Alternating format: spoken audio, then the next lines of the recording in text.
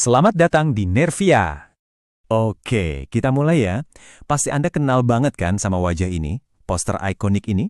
Tapi, pernah nggak sih kepikiran siapa sebenarnya pria di baliknya?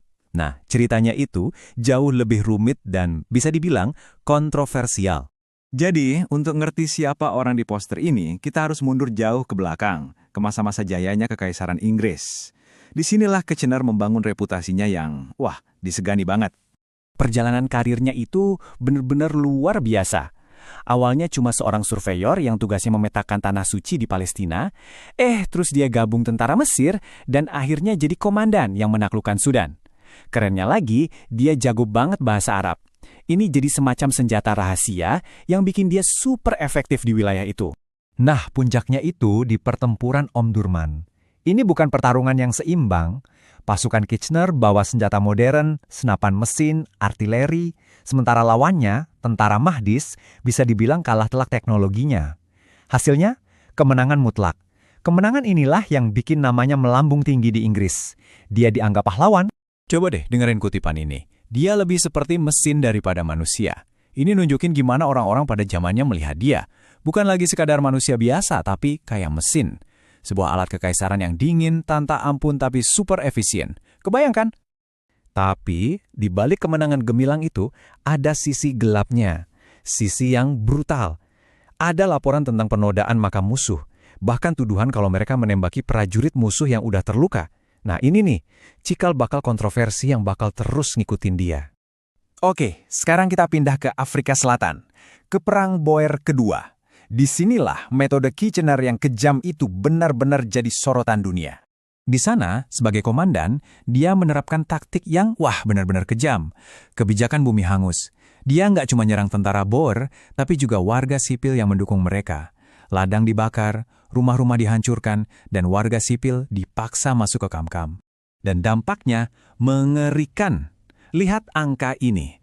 Lebih dari 26.000 wanita dan anak-anak meninggal di kamp-kamp konsentrasi yang dibangun Inggris. Mereka mati bukan karena perang, tapi karena penyakit dan kelaparan di dalam kamp. Ini jadi skandal internasional yang luar biasa besar. Waktu berlalu, dan dunia ada di ambang Perang Dunia Pertama. Dan tebak siapa yang dipanggil lagi sama Kekaisaran Inggris? Ya, sosok kontroversial ini Lord Kitchener. Dia diangkat jadi menteri perang. Dan di sini dia beda dari yang lain. Semua orang mikir, perang ini bakal selesai cepat sebelum Natal juga kelar. Tapi Kitchener, dia bilang, enggak, ini bakal jadi perang yang panjang, minimal 3 tahun. Dan dia benar. Maka, dia pun meluncurkan kampanye rekrutmen terbesar yang pernah ada. Nah, disinilah poster ikonik itu lahir. Wajah yang sama yang dulu menaklukkan Sudan dan Afrika Selatan, sekarang memanggil jutaan anak muda Inggris untuk ikut perang yang dia sendiri udah ramalkan bakal sangat mengerikan. Sayangnya, Kitchener nggak pernah melihat akhir dari perang yang dia siapkan. Akhir hidupnya sendiri sama dramatisnya dan bahkan bisa dibilang misterius. Jadi ceritanya begini. Bulan Juni 1916, dia lagi dalam misi rahasia ke Rusia. Dia naik kapal perang HMS Hampshire. Tapi di tengah badai, kapalnya kena ranjau Jerman. Dan dalam waktu cuma 20 menit, kapalnya tenggelam. Korban jiwanya banyak banget, 737 orang, termasuk Kitchener dan semua stafnya. Ini pukulan telak buat sekutu. Bayangin aja, publik yang ngelihat dia sebagai sosok yang gak terkalahkan, tiba-tiba harus menerima kabar kematiannya yang tragis. Cuma sedikit banget yang selamat. Dan yang bikin makin legendaris, jasadnya gak pernah ditemukan.